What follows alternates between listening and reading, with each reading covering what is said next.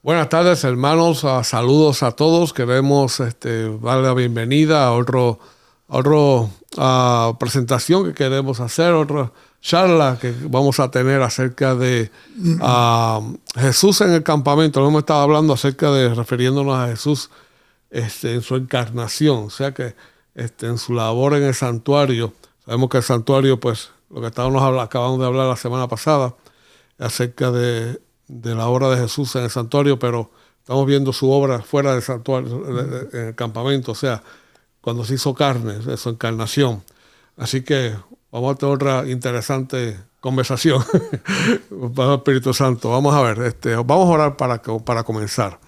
Amantísimo Padre que estás en los cielos, Señor, te agradecemos por tu bendición, por la oportunidad de venir aquí, poder conversar, abrir tu palabra y pues, conversar acerca de lo que tú has hecho, continúas haciendo en nuestras vidas y lo que harás.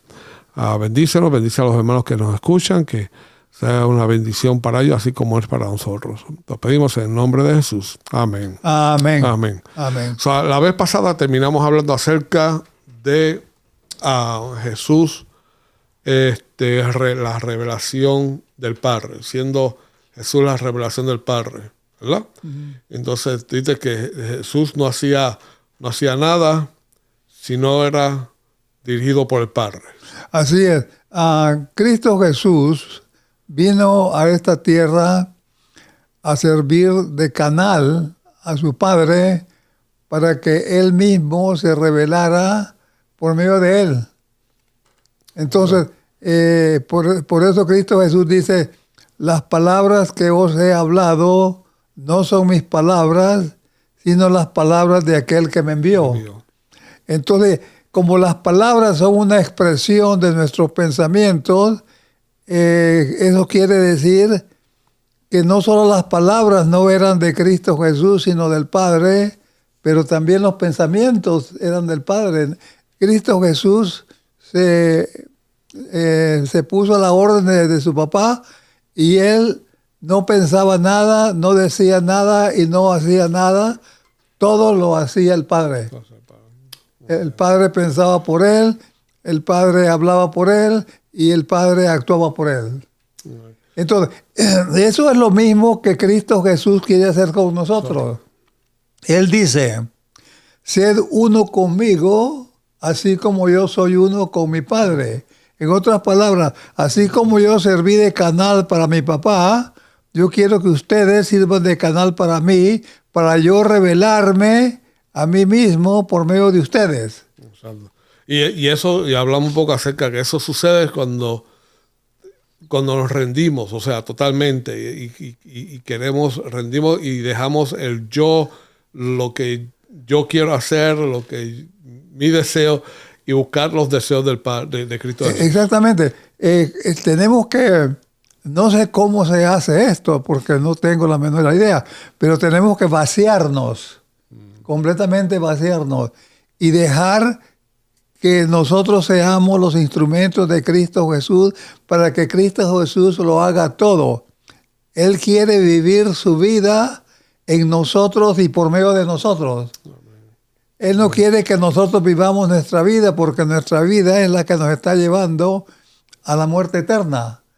Él quiere vivir su vida en nosotros y por medio de nosotros. Él quiere pensar por nosotros, Él quiere hablar por nosotros, Él quiere actuar por nosotros. Amén. Amén. Ahora, ¿cómo vamos a lograr eso? Y es que, exacto, ese es el rendimiento total, ese sacrificio total del yo, es dejar eso en las manos de Dios y buscar su presencia cada día. Exactamente. Hay un verso de escritura, no me recuerdo en este momento dónde está, pero dice, porque Dios, refiriéndose al Padre, se encontraba en Cristo Jesús reconciliando al mundo a sí mismo. Uh-huh. O sea que toda la reconciliación no era Cristo Jesús quien la estaba haciendo, era el Padre por medio de Cristo Jesús. Amén. Eso es fantástico. Amén, así es. Así es. No, es algo bello. Y eso pues hablamos un poco la semana pasada.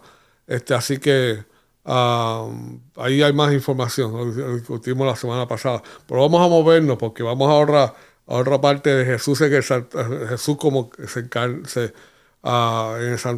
el campamento. Y es acerca de morir en la cruz. Él vino a morir por nuestros pecados. Por lo mejor sabemos que en 1 Timoteo 6:16, que Dios es inmortal.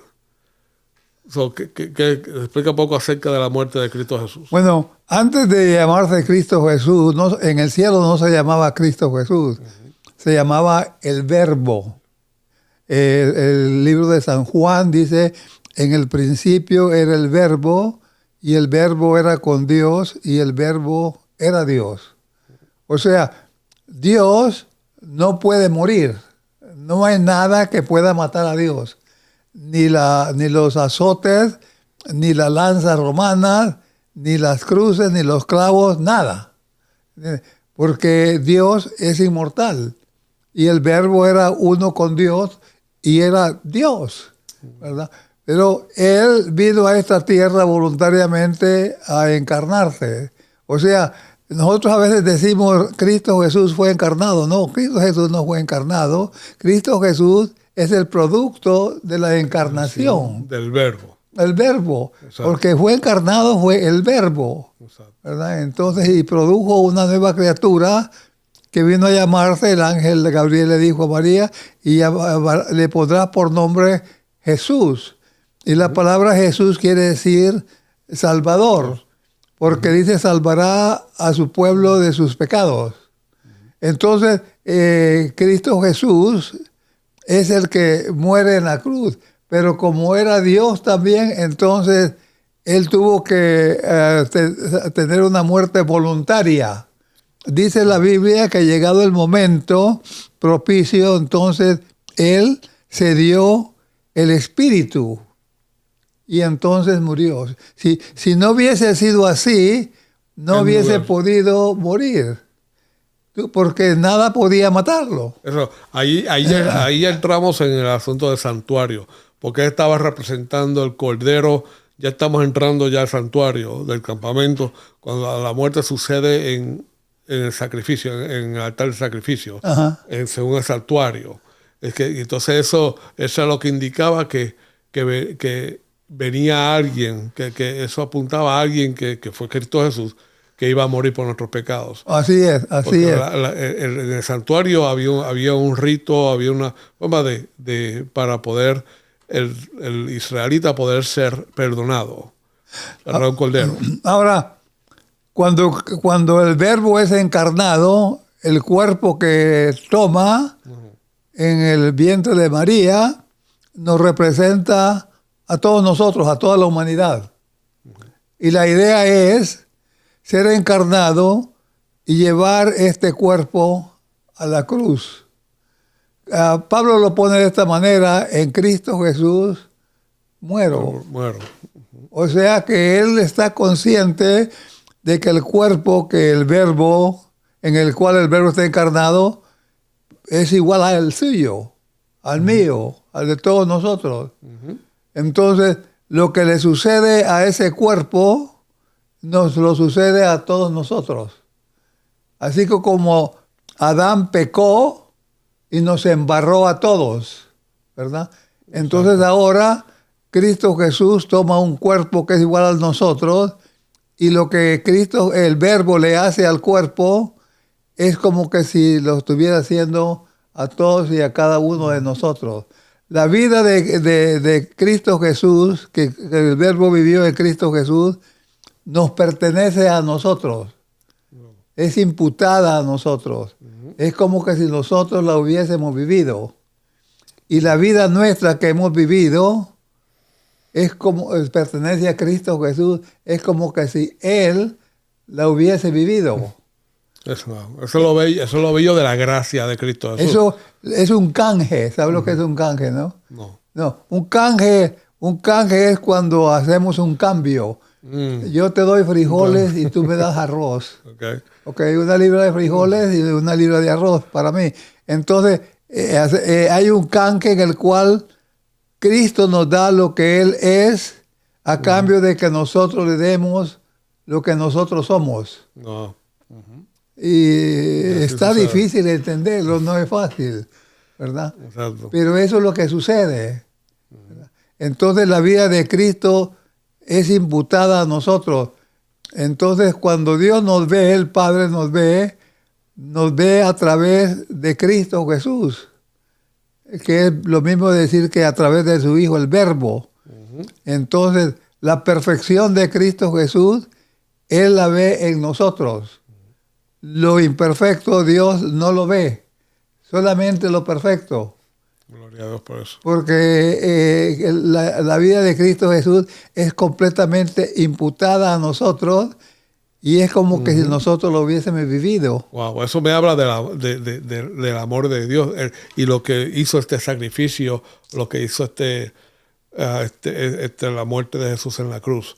Es lo que me provee a mí como ser pecador. Sí, así es. Es lo que sucedió en la cruz con los dos ladrones. Cuando el ladrón se arrepintió, uno de los ladrones se arrepintió, entonces declaró que él se merecía la pena que le había sido imputada. Pero dice, refiriéndose a Cristo Jesús, no ha hecho nada. Él no se merece esa muerte. Nosotros sí nos merecemos esa muerte, le dijo al otro ladrón. Entonces, esas palabras de ese ladrón hacen que él sea justo. Justo quiere decir una persona que es mala, pero que admite que es mala. Pero el otro era injusto, porque también era malo, el otro ladrón, pero no quería admitir que era malo, sino que él quería que la gente supiera que él era bueno, pero no tenía nada de bueno. Era malo, malo, malo. Entonces, el ladrón justo se salvó. El ladrón injusto se perdió. Pero los dos tuvieron acceso al mismo Cristo Jesús, al mismo Salvador. Los dos tuvieron la oportunidad de ser salvos. Uno la aprovechó y el otro no la aprovechó. Exacto, y la aprovechó reconociendo de que era malo, Que era malo. Pecador. Exacto. Y que no había solución más que Cristo Jesús. Entonces, eso lo salvó. Lo salvó Cristo Jesús. Exacto. Y eso es algo que nosotros como cristianos tenemos que reconocer. Para poder ser llamados justos, tengo que reconocer que soy un pecador. Sí, en la Biblia no hay gente buena y gente mala. Gente mala sí hay en la Biblia. Pero las palabras que se usan en la Biblia no es malo y bueno, sino justo e injusto. Y como dijimos anteriormente, una persona justa es una persona mala, pero que reconoce que es mala. Una persona injusta es una persona mala que no reconoce, no acepta que es malo. Y él cree que es bueno. Exacto. Sí. Y tenemos mucho que trabajar en nuestras vidas. Tenemos mucho que trabajar. Otra cosa, no sé, el sacrificio de Jesús en la cruz ha logrado esto. Y eso le permite compadecerse. Hay otra palabra que aparece que le permite compadecerse por nosotros. Bueno, en el libro a los Hebreos dice que porque el Verbo se encarnó, porque Dios no puede ser tentado, ¿verdad? Entonces el Verbo era Dios, pero no podía ser tentado, y entonces el Verbo conocía el pecado por conocimiento, no por experiencia. Pero una vez que es encarnado en un cuerpo humano, ahora el Verbo conoce el pecado y sus efectos, no solamente por conocimiento, sino que por experiencia personal. Entonces, y como Cristo Jesús, pero el Padre estaba en Cristo Jesús, reconciliando el mundo a sí mismo, entonces el Padre también tiene una experiencia con el pecado y puede entender el pecado mejor que nadie, con experiencia. Entonces, como el Padre, el Hijo y el Espíritu Santo tienen esa experiencia, entonces se pueden compadecer de nosotros. Y entonces cuando oramos y le decimos al Señor, Señor, tengo hambre, Entonces Cristo Jesús dice, yo también tuve hambre. O sea que todas las experiencias que nosotros pasamos en este planeta, Cristo Jesús las pasó. Tentado, dice, en todo, punto. Todo, exacto. En todo, pero sin pecado. Pero fue tentado en todo. Fue tentado sexualmente, fue tentado con todo lo que podemos pensar, él fue tentado. Así es. Y esto es algo bello, que nosotros podemos relacionarnos con Dios porque sabemos que Él entiende nuestra situación. Toda situación, no importa cuál sea. Exactamente. Toda situación Él va a entender y se va a compadecer de nosotros. Y por eso tiene misericordia por nosotros, porque Él sabe lo que pasamos cuando somos tentados y cómo caemos. Pero Él nos levanta. Él nos levanta y nos lleva un poco más adelante con una experiencia que vamos a necesitar. Exacto. Déjame ver tu versículo aquí acerca el versículo está en Hebreos, ya que para que tú opines. Dice en Hebreos 5:1, dice, porque todo sumo sacerdote tomado de entre los hombres es constituido a favor de los hombres en lo que a Dios se refiere, para que presente ofrendas y sacrificios por los pecadores, para que se muestre paciente con los ignorantes y extraviados, puesto que él también está rodeado de debilidad. Y por causa de ella debe ofrecer por los pecadores, tanto por sí mismo como también por el pueblo. Entonces aquí, en el versículo 4, dice, y nadie toma por sí esta honra, sino el que es llamado por Dios, como el que fue Aarón. Así tampoco Cristo se glorificó a sí mismo, haciéndose sumo sacerdote, sino que le dijo, tú eres mi hijo, yo te he entregado hoy. Sí. Cristo Jesús tuvo que ser bautizado 2 veces. La primera vez fue bautizado en el Jordán por su primo Juan el Bautista.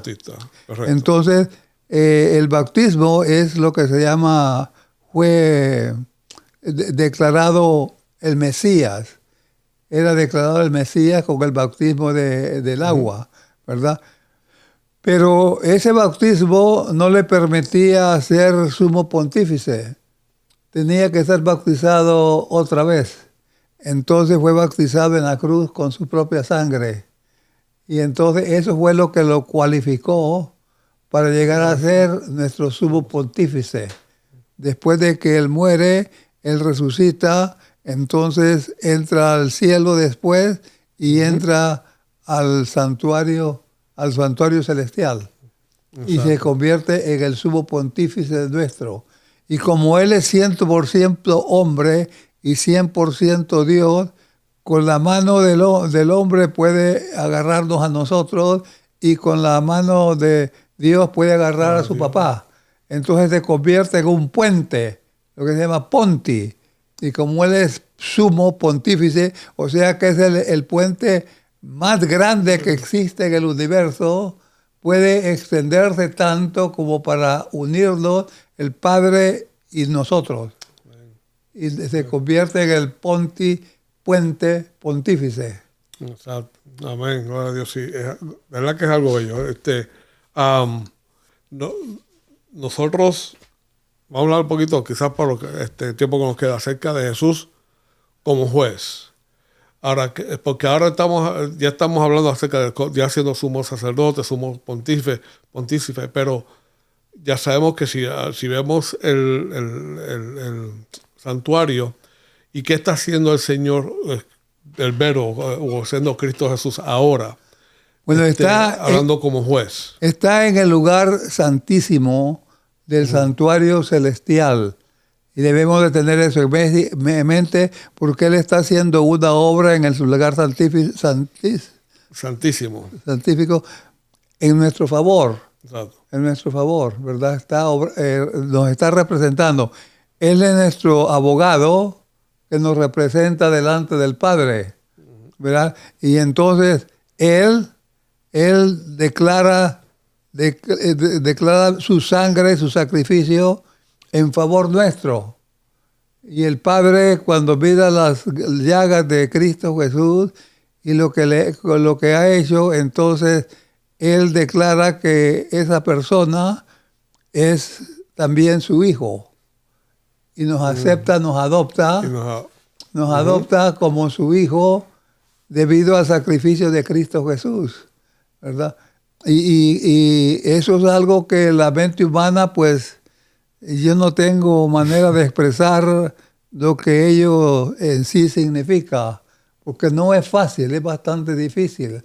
Por eso la semana que viene vamos a tener un estudio.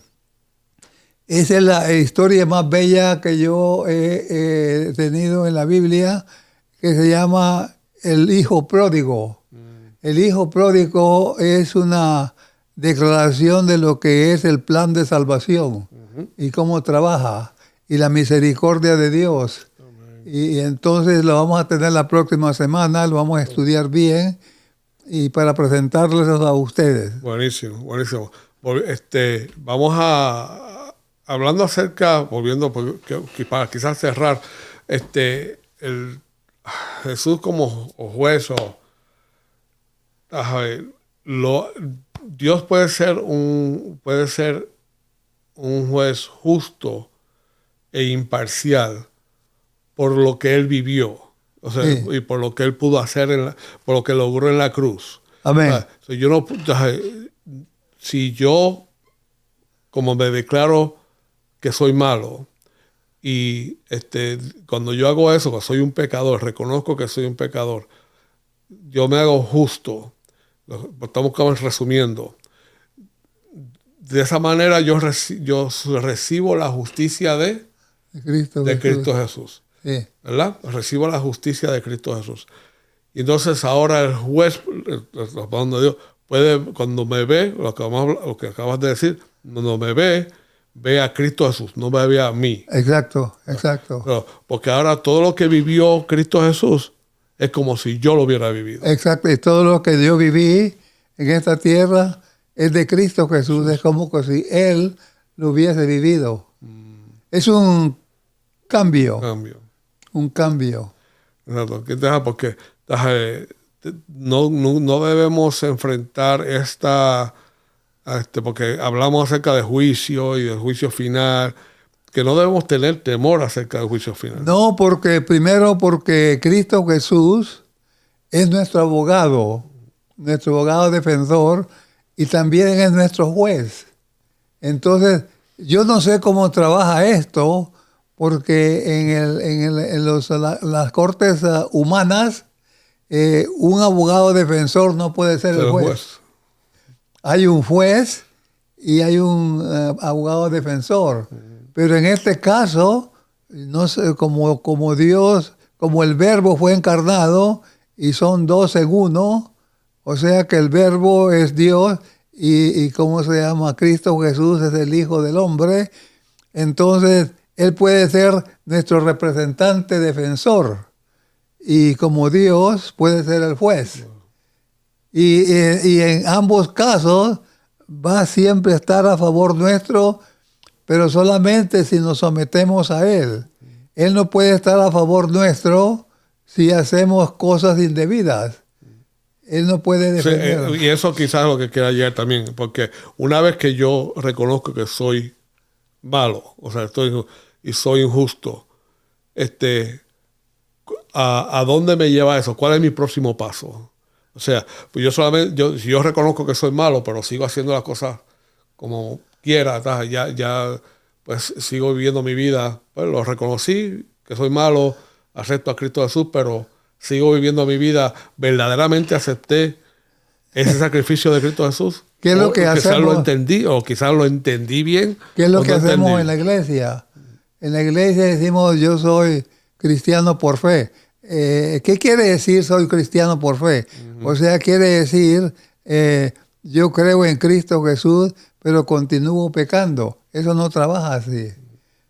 Y cuando nosotros aceptamos a Cristo Jesús, es para que Él nos dé una vida victoriosa diariamente. Tenemos que continuar acercándonos más y más a Cristo Jesús, y Él se acerca más a nosotros. Entre más cerca estemos de Cristo Jesús, más malos nos vamos a ver. No nos vamos a ver nunca buenos, sino malos, porque Cristo Jesús es eternamente bueno. Y es santo, puro. Y cada vez que nos acercamos, pero sí, vamos a ver más fallas todavía. Exactamente. La pureza de Cristo Jesús nos revela nuestras impurezas, lo malo que somos, lo malo y perverso que somos. Una de las evidencias que tenemos en la Biblia de lo malo y perfecto y malo que somos, perversos, es que lo clavamos en la cruz. Al que nos vino a salvar, lo clavamos en una cruz. Y Él vino a salvarnos. ¿Ve? Entonces ahí demuestra cuán malos y perversos somos, ¿verdad? Pero Dios nos ama tanto que Él está dispuesto a ser pacientes con nosotros, porque no quiere que ninguno de nosotros se pierda, sino que procedamos al arrepentimiento, a la confesión de nuestros pecados, declarando que somos malos, porque si nosotros declaramos que somos buenos, entonces le estamos diciendo que Cristo Jesús es un mentiroso. Bueno, yo quiero añadir que si entonces, según lo que tú acabas de decir, si yo en algún momento yo continúo yendo a la iglesia y en algún momento me sientas, porque según me acabas de decir, yo tengo que cada día verme en una situación pésima, o sea, que estoy más pecado. Y cada vez tengo que ver más, si me estoy acercando a Cristo Jesús, cada día tengo que ver cuán pecador soy. O sea, estar reando cómo está mi corazón. Exacto. Y eso es un proceso que duele. O sea, que reconocer quién tú eres verdaderamente y cuán malo eres. No es fácil. No es fácil. Pero si yo sigo este camino y en algún momento yo pienso que yo soy bueno, entonces ya caíste otra vez. Exacto. Digo, si alguna vez yo estoy en la iglesia y pienso que yo estoy bien, yo soy bueno. No. Y por hacer la cosa, porque a veces juzgamos a otros de acuerdo a lo bueno que soy yo. Sí. Aquel está peor que yo, aquel está peor que yo. No, entonces, si yo empiezo a mirarme a mí, que estoy mejor que otro, ese camino de Dios revelarnos que somos más pecadores, ya nos apartamos de ese camino.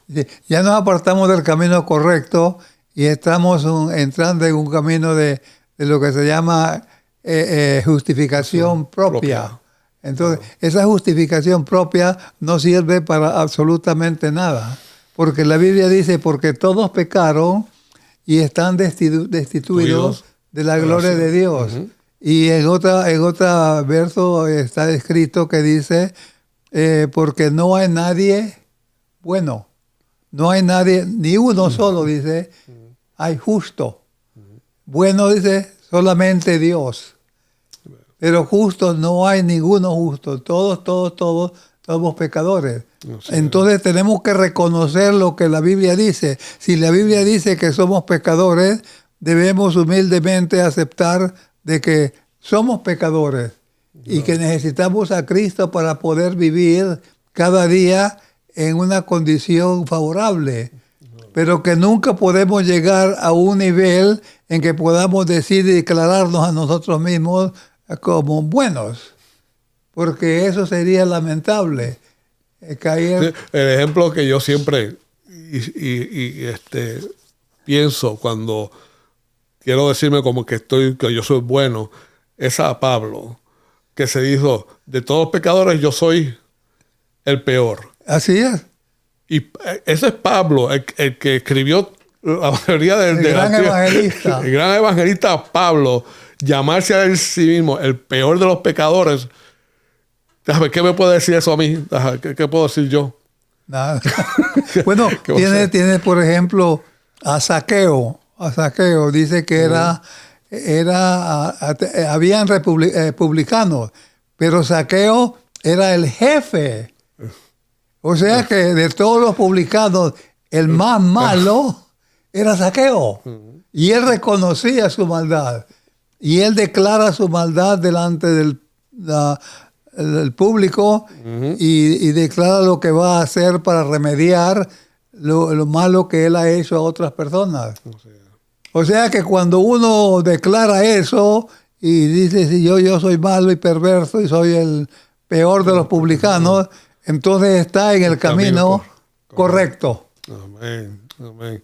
Wow, tremendo. Yo creo que eso sale en el tema de la semana que viene del hijo pródigo, ¿verdad? Sí, vamos a presentar. Eso sale un poquito ahí, ese problema del pecado, del sentirse. Pero vamos a presentar el tema del hijo pródigo la próxima semana. Así que estudien lo que está en el libro de Lucas, en el capítulo 15, comenzando con el versículo 11. Y pueden leerlo en varias versiones. Y yo lo he estado estudiando en español y en inglés para poder presentarlo en ambos idiomas. Pero es una historia bellísima que nos enseña la condición en que nos encontramos y en la condición que nos podemos encontrar si hacemos lo que el hijo pródigo hizo. Así es. De verdad que no puedo esperar. Va a estar muy buena la conversación. Así que bueno, vamos a orar y espero que esto ha sido una bendición. Ha sido una bendición para mí hoy. Así que tremendo. Así que oramos y nos despedimos. Bueno, vamos a orar. Eterno Dios que moras en los cielos, te damos gracias, Padre, porque tu Santo Espíritu está con nosotros cada vez que nos reunimos con mi hermano Miguel para poder predicar tu palabra. Te pedimos que Cristo Jesús sea el Maestro constantemente y que no permita que nosotros pensemos, hablemos o obremos, sino que Cristo Jesús lo haga todo en nosotros y por medio de nosotros. Bendice nuestras familias y todos nuestros seres queridos. En el nombre de Cristo Jesús te lo pedimos. Amén. Amén, amén. Bueno, bendiciones, hermanos. Hasta luego.